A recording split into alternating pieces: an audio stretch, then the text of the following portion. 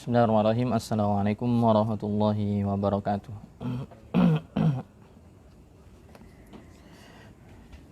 Alhamdulillahi ala ihsanihi wa syukrinihi wa asyhadu an la ilaha illallah wahdahu la syarikalah ta'ziman li sya'nihi wa asyhadu anna Muhammadan abduhu wa rasuluhu da'i ila ridwanih. Allahumma salli wa sallim ala abdika Muhammadin wa ala alihi wa sahbihi wa ikhwanih, amma ba'du. Allahumma 'allimna ma yanfa'una wanfa'na bima 'allamtana wa zidna ilman ya rabbal alamin. Sahabat-sahabat sekalian yang dimuliakan oleh Allah SWT, kaum muslimin, terkhusus anggota grup pengajian di kampus jalanan secara khusus, dan kawan-kawan yang lain sekalian secara umum yang semoga Allah merahmati kita semua. Alhamdulillah, tidak ada kata yang paling pantas untuk kita ucapkan selain memperbanyak syukur kepada Allah Subhanahu wa taala, memperbanyak syukur atas berbagai limpahan karunia dan nikmat yang Allah berikan, untuk senantiasa istiqomah dalam beramal saleh. Terlebih lagi kita sekarang berada di bulan haram. Kita sekarang berada di bulan haram. Sekarang kita di bulan masih Dzulqa'dah ya. Masih di bulan Dzulqa'dah. Bentar lagi Dzulhijjah, kemudian Muharram. 3 bulan berturut-turut, yang satu terpisah yaitu bulan Rajab. Yang mana Allah berfirman dalam surah At-Taubah, "Inna iddatasy syuhuri indallahi 12 syahran fi kitabillah. Yauma khalaqas samawati wal arda minha arba'atun hurum. Dzalika ad-dinul qayyimu fala tadhlimu fihinna anfusakum." Allah berfirman, sesungguhnya jumlah hitungan bulan di sisi Allah Subhanahu wa taala itu ada 12 bulan. Allah tetapkan itu semua di hari ketika Allah menciptakan langit dan bumi. Itulah agama Allah yang lurus. Jangan kalian menzalimi diri kalian di bulan-bulan tersebut. Dalam tafsir, para ulama menjelaskan, kalau tidak keliru tafsirnya Al-Imamul Qurtubi, beliau mengatakan, jadi fakama yudha'afu al-iqabu bil amali sayyi fihinna fayudha'afu ats-tsawabu bil amali salih. Sebagaimana di bulan-bulan haram itu perbuatan buruk dosanya, hukumannya dilipat gandakan, maka sebaliknya amal soleh pun juga ganjarannya dilipat gandakan. Dan bulan-bulan haram ini bulan yang mulia, menepis anggapan sebagian orang yang menganggap bulan haram adalah bulan yang penuh petaka. Justru bulan-bulan haram ini adalah bulan yang ketika orang beramal soleh, ganjarannya dilipat gandakan. Di bulan-bulan haram ada, di bulan-bulan haram tadi ada 4 tadi, Dzulqa'dah, Dzulhijjah, Muharram, kemudian Rajab. Di dalamnya ada banyak amal soleh. Ada Idul Kurban, ada ibadah haji, ada nanti 10 hari awal bulan Dzulhijjah, ini adalah 10 hari awal yang mulia. Kemudian nanti juga ada hari Asyura di 10 Muharram, ada hari Tasu'a di tanggal 9-nya. Ini semua adalah waktu-waktu yang mulia. Maka jangan sampai beranggapan buruk dengan hari-hari ini atau bulan-bulan ini. Sebagaimana sebagian orang beranggapan buruk, terutama untuk di Indonesia, beranggapan buruk negatif ketika masuk bulan Muharram atau bulan Suro, bulan yang banyak orang menjauhinya untuk melakukan hal-hal seperti pernikahan, upacara yang lain itu dihindari. Ini ideologi yang keliru Kalau dilihat dari kacamata agama, justru ini yang mulia. Itu mukadimahnya. Makanya kita tetap beramal soleh di bulan ini. Ganjaran amal soleh kita, ganjarannya lebih besar. Salah satunya adalah mengkaji, istiqomah belajar ilmu agama. Tayyib. Kita akan lanjutkan pembacaan buku Sab'ah wa Sittuna Masail atau Sab'ah wa Sittuna Mas'alah fil Udhiyah. 67 permasalahan seputar kurban. yang ditulis oleh Syekh Muhammad Ibn Shalih Al-Munajjid hafizallahu taala. Yang mana di pertemuan yang lalu kita sampai ke permasalahan 38. Ya. Kemarin di permasalahan 38 tentang ditentukan hewan kurban. Hewan ditentukan itu sebagai kurban itu dengan dua cara. Yang pertama dengan perkataan, ya, mengatakan, ya, hadhihi udhiyah, kurban, gitu. Bagi orang yang punya kambing, dia punya sapi, dia punya kerbau misalnya. Dia udah punya sapi, udah punya kerbau, udah punya kambing. Kemudian dia ngomong, ini jadi kurbanku. Atau ini nanti jadi kurban. Nah, ketika sudah ditunjuk bahwa ini jadi kurban, maka ketika itu hewan tersebut diproyeksikan jadi kurban. Sudah berpindah tangan. Ya. Ketika sudah dikatakan ini jadi kurban, maka ini jadi milik Allah Subhanahu wa taala. Sudah bukan milik dia lagi. Itu cara pertama. Cara kedua adalah dengan niat. Yaitu dengan niat ketika membelinya misalnya. Seorang belum punya hewan kurban tersebut, dia beli. Ya, dia beli kambing, dia beli sapi, au bi syira'iha bi niyatil udhiyah. Tapi dalam hati ketika dia membeli itu niatnya adalah sebagai hewan kurban. Nah, ketika sudah disampaikan dengan lisan atau terbesit dalam hati ketika membeli ini nanti sebagai kurban, maka ketika itu terpilih hewan ini sebagai hewan kurban.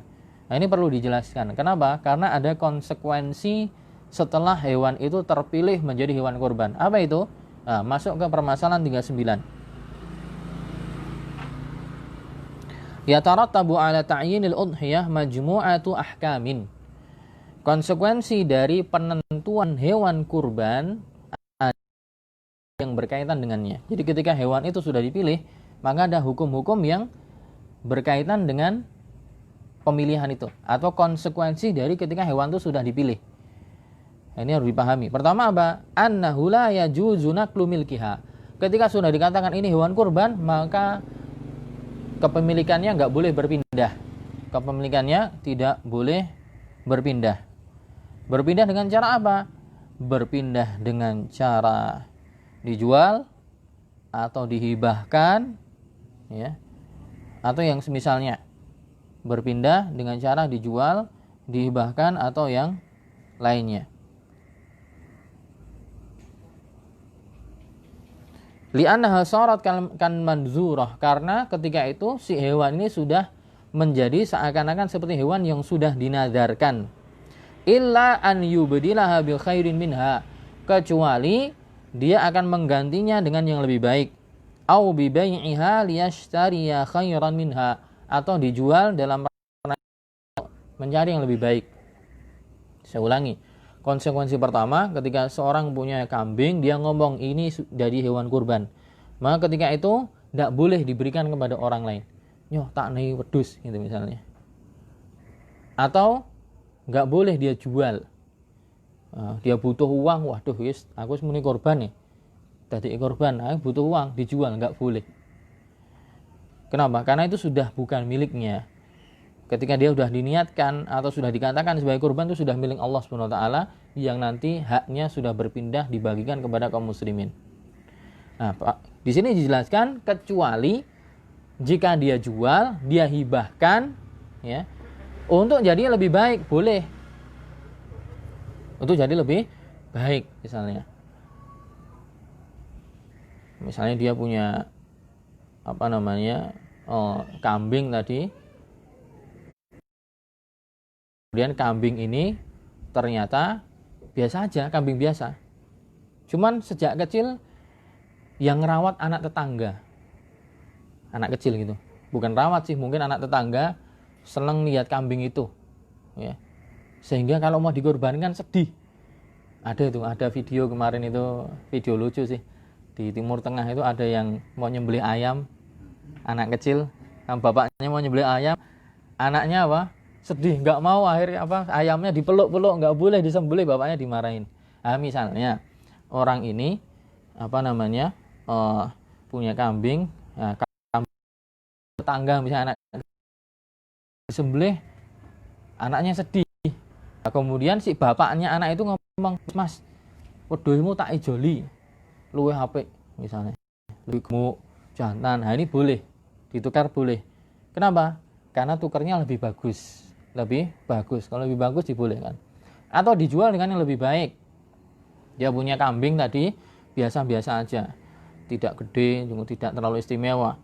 Kemudian ternyata beberapa hari sebelum kurban dia dapat rezeki, tambahan uang. Wah, ketane iki nanggung lah, tak ijolke sisan.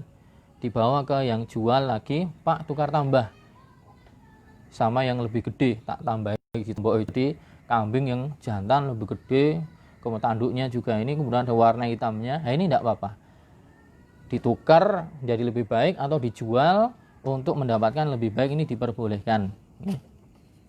Kemudian konsekuensi yang selanjutnya, idza asabaha aibun yamna'ul ijza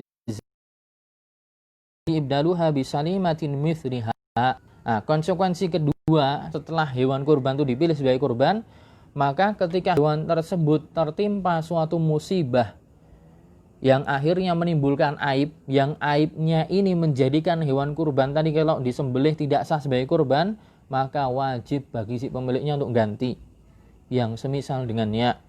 Illa idza asabahal aibu duna ta'addin, kecuali musibah yang menimpa tadi, aib yang muncul tadi menimpa si hewan kurban tanpa kelalaian si pemiliknya nggak lalai, ya, maka ketika itu tetap disembelih saja dan tetap sah.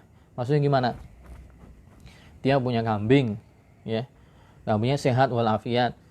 3 hari sebelum kurban ditabrak motor, kakinya yang satu patah sehingga pincang. Nah, berarti kan ini termasuk aib yang menjadikan hewan kurban tidak sah. Nah, kalau patahnya kaki kambing ini karena kecelakaan itu tadi gara-gara pemiliknya yang lalai, maka dia wajib ganti.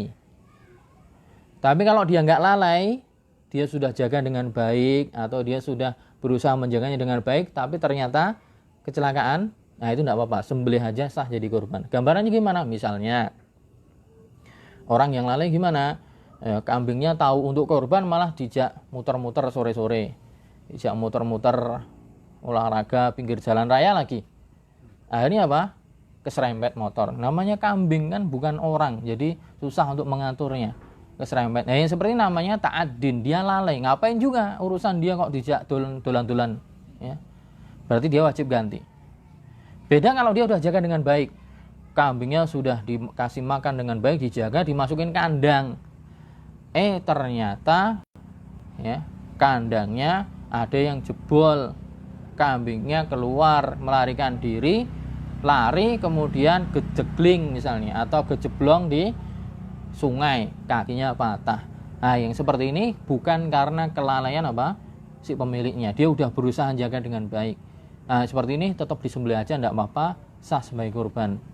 Tapi kalau karena kelalaian, ya, misalnya kambingnya malah ditunggangi anaknya gitu, nah, ini yang seperti ini wajib dia ganti. Konsekuensi yang ketiga, idza dha'at aw suriqat. Nah, jika hewan kurban tersebut hilang atau dicuri orang, sama juga wajib bagi orang yang hendak berkurban tadi untuk mengganti yang semisalnya, kecuali jika dia tidak lalai. Kalau dia lalai, maka dia wajib ganti. Tapi kalau dia tidak lalai, maka tidak ada kewajiban bagi dirinya. Nah, gambarannya hampir sama. Lalai itu gimana? Udah tahu dia mau kurban, kampungnya itu kampung preman, ya. Malam-malam dinege ngarepan omah, ditaleni tok, enggak dijaga, enggak dimasukin kandang. Sedangkan rumahnya juga ora ono betheke, enggak ada pagernya, taruh depan. Kambing seharga 5 juta, kambing Garut. Ditaruh depan rumah, enggak dijagain, cuma ditali biasa aja pakai rafia. Hilang, maka wajib bagi dia untuk menggantinya. Kenapa? Karena dia lalai, enggak jaga dengan baik. Nah, beda kalau sudah dijaga dengan baik, ya. Sudah dimasukin kandang, sudah digembok gitu kan. Misalnya itu jumlahnya banyak, dia sudah jaga malam tapi dia ketiduran. Malingnya pinter, dibuka pintunya, diambil. Nah, yang seperti ini tidak ada dosa insyaallah, dan semoga dia dapat pahalanya, tetap dapat pahalanya. Jadi dibedakan antara yang lalai sama yang tidak. Konsekuensi yang keempat, ya, idza waladat fa hukmu waladiha hukmuha fayudbahu ma'aha. Jika si kambing atau sapi tadi melahirkan, nah berarti dia apa? Bunting, ya, bunting. Hewannya ini betina, bunting. Ternyata sebelum kurban melahirkan, ya, manak gitu bahasa hewannya. Nah ini apa? Statusnya anaknya juga apa? Disembelih, ya, karena dalam kaidah fikih dikatakan at-tabi'u tabi', anak itu ngikut induknya, maka status hukumnya pun sama, ya, sama mengikuti hukum induknya. Jadi juga dia disembelih, ya, sama-sama disembelih. Sama halnya ketika misalnya belum lahiran, ya, masih bunting, entah yang sahibul kurban tuh nggak tahu kalau hewan itu bunting atau bagaimana, disembelih ternyata, ya, disembelih ternyata ketika dibelek perutnya ternyata ada janinnya, masih kecil misalnya, nggak terlalu kelihatan. Ini juga sama, yaitu boleh dikonsumsi, ya, sebagaimana dalam hadis, ya, zakatul janin zakatu ummihi, kan tersembelihnya, status tersembelihnya janin yaitu anak tersebut sama dengan status tersembelihnya induknya, gitu. Jadi boleh dikonsumsi, ya. Berarti di sini apa? Boleh untuk kurban dengan betina, bahkan dengan yang bunting. Ini menurut tinjauan syar'i, ya. Tapi kemarin saya baca-baca, ya. Kemarin saya baca-baca, ternyata di Indonesia itu ada undang-undang yang berkaitan dengan peternakan. Ternyata ada undang-undang yang melarang untuk menyembelih hewan betina produktif, itu tidak boleh, terutama sapi, karena alasannya agar Indonesia swadaya daging sapi. Karena kalau induk-induk disembelih maka induknya habis, sehingga siklus reproduksi sapinya bisa berkurang. Itu bahkan ada pasalnya. Tapi khusus biasanya di tempat-tempat yang ini resmi, yaitu hewan-hewan kurban yang biasanya disembelih di RPH. RPH kepanjangannya apa? Rumah penyembelihan hewan, ya. Iya, bener nggak? RPH. Pokoknya yang biasanya memang ada yang ngecek dari pihak dinas peternakan atau ini, kurang begitu paham. Tapi ada pasalnya ternyata, bahwa kalau sampai yang disembelih itu adalah hewan betina, terutama sapi yang produktif, itu bisa, yang bersangkutan bisa ditangkap polisi, penjara, denda sampai 100 juta gitu. Karena yang seperti ini menghambat, ya, usaha negeri kita untuk swasembada daging sapi gitu. Nah, di dalam pasal itu dikatakan boleh betina disembelih jika sudah tidak produktif, yaitu sekitar kalau sapi umur 7 tahun itu baru boleh. Nah, cuman yang saya baca baru yang sapi gitu. Kalau kambing tidak tahu, ya, apakah masuk sama ataukah tidak gitu. Tapi ternyata ada pasalnya. Saya juga baru tahu gitu. Nah, ini ya. Tapi kalau menurut tinjauan syar'i boleh-boleh saja. Menurut tinjauan syar'i boleh-boleh saja. Tapi ternyata menurut aturan pemerintah itu kalau sampai ketahuan ternyata itu bisa bermasalah, ya, bisa bermasalah. Gitu. Nah, ini sekaligus koreksi, ya, apa yang saya sampaikan dahulu, ya.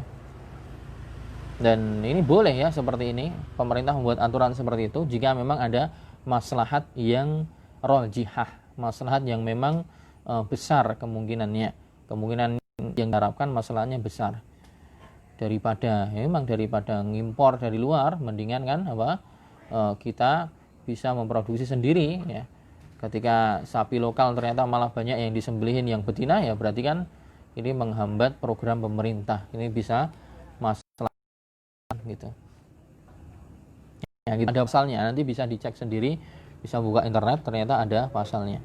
Tapi toh misalnya terlanjur, ya, Misalnya itu bukan di sembelihan resmi ya, menyembelih sendiri misalnya, ya nggak ketahuan misalnya atau gimana, atau model kambing ya, model kambing saya nggak baca itu, yang dibahas di situ apakah masuk juga atau tidak. Oke, intinya itu 4 konsekuensi ketika ya, ada 4 konsekuensi tadi yang kita bahas. Kemudian pembahasan masalah ke-40, man nawa an yudhahi thumma fasakha niyatahu. Barang siapa yang berniat akan berkurban kemudian niatnya dihapus, enggak jadi, ya, rasido. Fala syai'a alaihi biruju'ihi, maka dia tidak berdosa ketika dia rujuk dari niatnya, enggak jadi kurban. Illa idza ayyana udhiyatahu, kecuali jika dia sudah memilih atau menentukan hewan kurbannya. Jadi di sini pembahasannya adalah orang yang baru niat, ya. Wah, ketahui tahun ini aku niat arek kurban gitu. Ternyata mendekati waktu kurban ada kebutuhan lain. Wah, kayaknya nggak jadi ini, anak saya mau masuk sekolah, anak saya misalnya, atau ada kegiatan yang lain yang urgent, atau ya misalnya ya ada musibah yang datang tiba-tiba butuh dana, akhirnya kemudian nggak jadi kurban. Nah, kalau sekedar baru niat, dikatakan di sini tidak ada masalah, dia nggak berdosa ketika dia mengurungkan niatnya. Illa idza ayyana udhiyatahu, kecuali jika sudah ditentukan. Sudah ditentukan, sudah punya hewannya, sudah terlanjur ikut sapi, sudah terlanjur beli kambing, yang sudah ditentukan, fahina idzin yalzamuhu dzabhuha, maka ketika itu tetap wajib bagi dia untuk nyembelihnya karena sudah dipilih, ya, sudah dipilih dan ditentukan hewannya. Wala yajuzu lahu rujuk fiha, dan dia tidak diperkenankan untuk mengurungkan, ya, mengurungkan apa yang akan dia kerjakan tadi. Kenapa? Li khurujiha an milkihi bita'yin, karena hewan kurban tersebut sudah keluar dari kepemilikan dia ketika sudah dipilih hewannya yang mana yang akan dikurbankan. Ya, seperti tadi, ketika hewan kurban sudah dipilih, maka itu sudah bukan milik dia, itu sudah jadi yang nanti akan disembelih, dibagikan untuk kaum muslimin. Nah, ini bedanya jika orang baru sekedar niat, belum direalisasikan, sama yang sudah niat plus sudah beli kurban, sudah ditentukan. Yang sudah ditentukan tetap apa? Tetap dia wajib untuk menyembelihnya. Wallahu a'lam bishawab. Kemudian permasalahan ke-41, yustahabbu lil mudahhi an yatawalla dzabha udhiyatihi bi nafsihi. Nah, ini masalah siapa yang nyembelih. Ya, memang dianjurkan bagi orang yang nyembelih itu adalah, atau orang yang mudahhi, orang yang akan berkurban, sahibul kurban itu dia sendiri yang menyembelihnya. Dianjurkan dia sendiri yang nyembelihnya. In kana yuhsinu dzabah, dia punya kemampuan untuk nyembelih, dia bisa mampu, maka dianjurkan bagi dia untuk nyembelih sendiri. Kenapa? Karena menyembelih itu sebuah ibadah dan bentuk mendekatkan diri pada Allah. Maka dianjurkan si sahibul kurban sendiri yang langsung turun tangan untuk menyembelih. Wali anna dzalika fi'lun nabi, dan inilah yang dilakukan oleh Nabi SAW. Nabi SAW dahulu menyembelih sendiri, maka kita juga meneladani beliau jadi teladan kita menurunnya. Wa in lam yakunil mudahhi mimman yahsinu dzabah, tapi misalnya sahibul kurban itu tidak jago, tidak pandai untuk nyembelih, maka ya boleh-boleh saja dia mewakilkan kepada yang lain. Ya, dilihat dulu kondisinya. Kalau dia takut darah, dia tahu sendiri ya bahwa dia tidak profesional misalnya, atau dia malah nanti kalau nggak paham nanti malah bisa haram ya. Karena nanti misalnya ada syarat hewan kurban itu sembelih itu, pertama jelas ya membaca bismillah ya. Bismillah ya Allahu akbar menurut jumhur ulama, kecuali Syafi'iyah ya. Syafi'iyah berpendapat membaca bismillah itu sunnah ketika menyembelih, bukan wajib. Jumhur ulama mengatakan wajib ya, kecuali jika lupa maka tidak ada masalah. Ya. Jumhur ulama mengatakan nyembelih itu wajib baca bismillah. Allah mengatakan wala ta'kulu mimma lam yuzkari ismullahi alaih. Janganlah kalian memakan sembelihan yang belum disebutkan nama Allah ketika menyembelih. Tapi ayat ini ya dikecualikan, ya, dikhususkan dengan hadis ya, bahwa Allah mengatakan atau Nabi SAW bersabda innallaha tajawaza an ummatil khata' wan nisyan wa mastukrihu alaih. Allah Subhanahu wa taala mengampuni ya dari kalangan umatku yang keliru dalam melakukan suatu hal atau lupa atau ketika hadis itu masuk lupa. Allah memaafkan lupa. Berarti kemudian ketika lupa nyembelih dengan membaca bismillah tetap sah, halal dimakan dagingnya gitu. Itu menurut jumhur. Tapi ketika dia ingat dia wajib menyebutkan basmalah. Ya. Tapi ketika lupa dimaafkan ya. Adapun Syafi'iyah mengatakan bahwa menyembelih membaca bismillah itu dianjurkan, bukan wajib ya. Mereka punya dalil ya. Salah satunya adalah sembelihan ahlul kitab. Ahlul kitab itu kalau nyembelih nggak bakalan baca bismillah. Ya, itu hanya sah gitu. Berarti muslim membaca bismillah itu bukan wajib. Kalau yang mereka aja disahkan.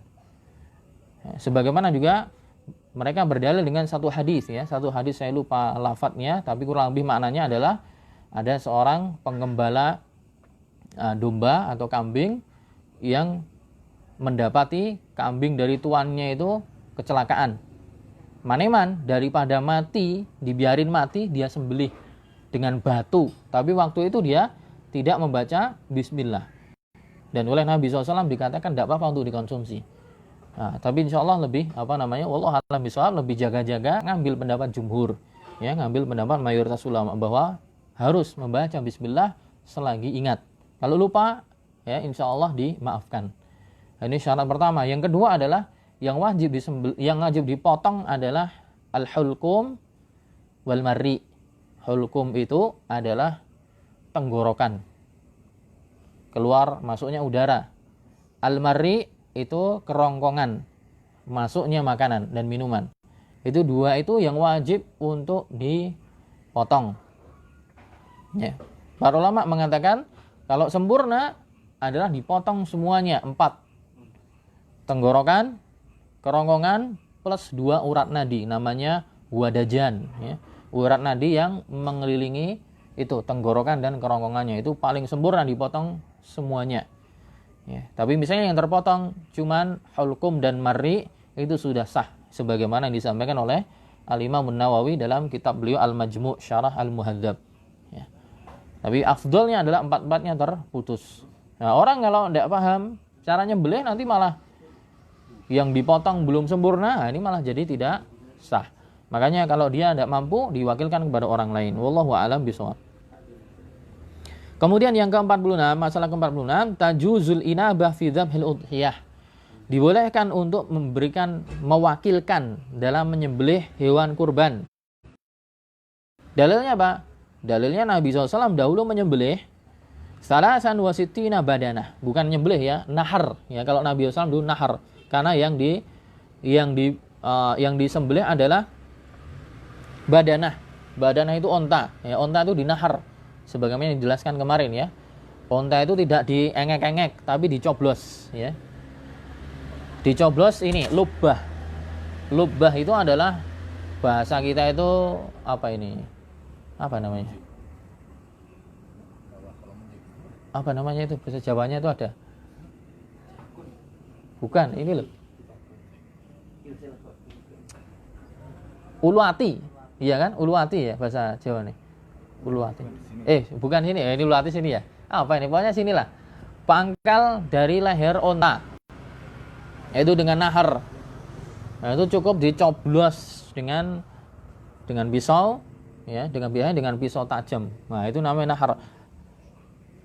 Nah, untuk mewakilkan menyembelih ya, dzabah atau nahar.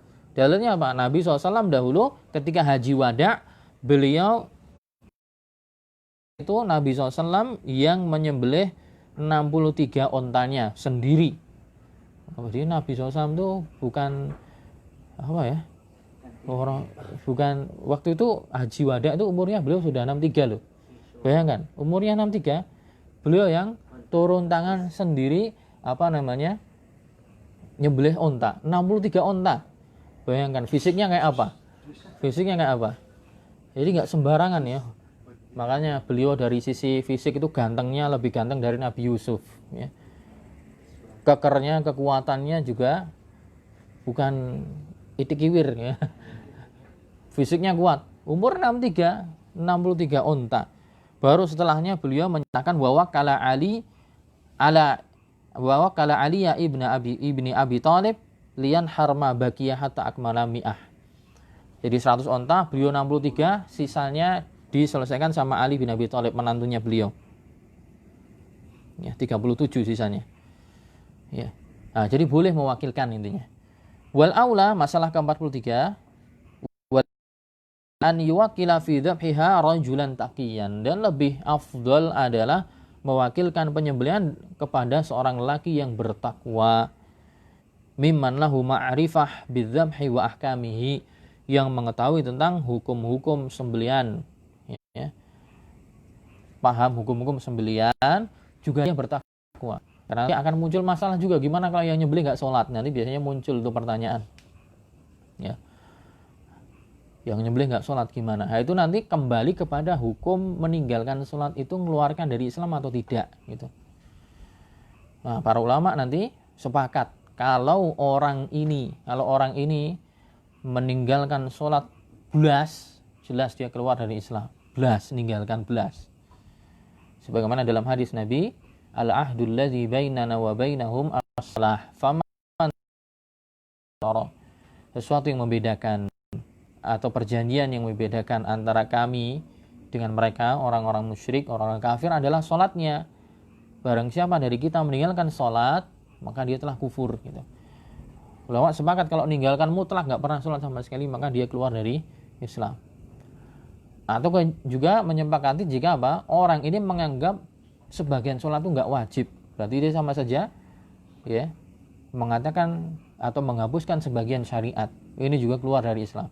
Nah, yang dikhilafkan oleh para ulama adalah yang dong sholat dong ora, bolong-bolong ya. Sedino sholatnya mau maghrib atau isya tok misalnya itu. Nah, yang seperti ini atau Jumatan tok. Nah, lebih parah lagi Idul Fitri tok sama Idul Adha tok. Ini bahaya.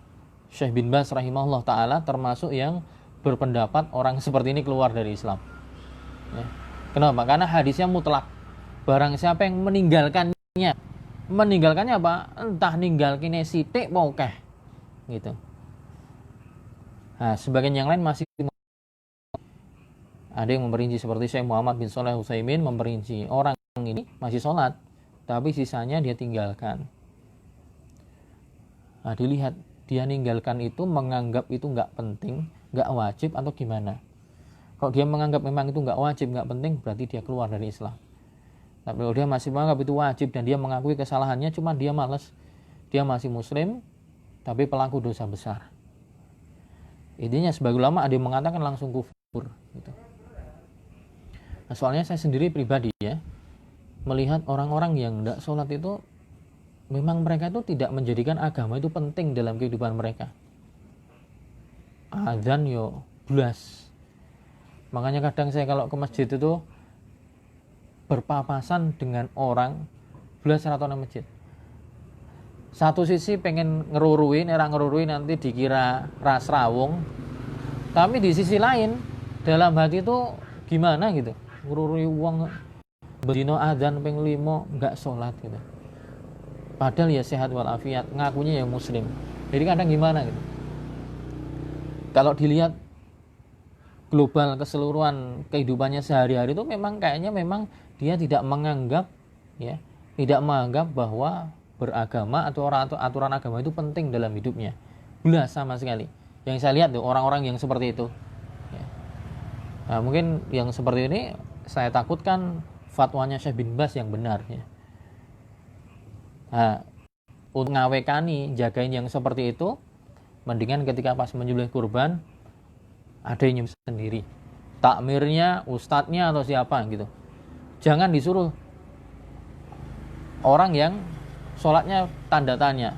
Ya. Nah ini bahaya, nanti bisa. Jadi yang afdal adalah mewakilkan sembelihan kepada seorang yang berkata Al-Qarrafi, dikatakan kana an-nasu yatakhayyaruna li dhahayahum ahlad din. Al-Qarrafi mengatakan dalam kitab Az-Zakhirah, dahulu ya manusia mereka memilih orang-orang untuk menyembelih hewan kurban mereka ahlad din, yaitu orang yang paham agama. Wal ahwat lil muslim an la yatawalla dzabha udhiyatahu al-kitabi. Dan juga yang lebih lebih jaga lagi adalah hendaknya seorang muslim tidak mewakilkan sembelihannya kepada ahlul kitab. Ya, kepada ahlul kitab. Sembelih untuk apa? Muslim yang bertakwa. Kenapa kok di sini dimasukkan pembahasan ahlul kitab? Kembali ke pembahasan yang lain bahwa sembelihan ahlul kitab itu halal. Ya, ahlul kitab itu halal. Tapi walaupun seperti itu, ya, hendaknya tidak diwakilkan kepada mereka, tapi wakilkan kepada seorang muslim yang tentunya bertakwa, amal solehnya bagus, dia punya ilmu pemahaman agama yang baik. Berapa menit Mas? Oke, sepertinya sampai situ dulu. Oke. Sampai ke permasalahan 43. Insyaallah di pertemuan yang akan kita masuk ke permasalahan 44. Mungkin itu dulu. Subhanakallahumma wa bihamdika asyhadu an la ilaha illa anta astaghfiruka wa atubu ilaik. Assalamualaikum warahmatullahi wabarakatuh.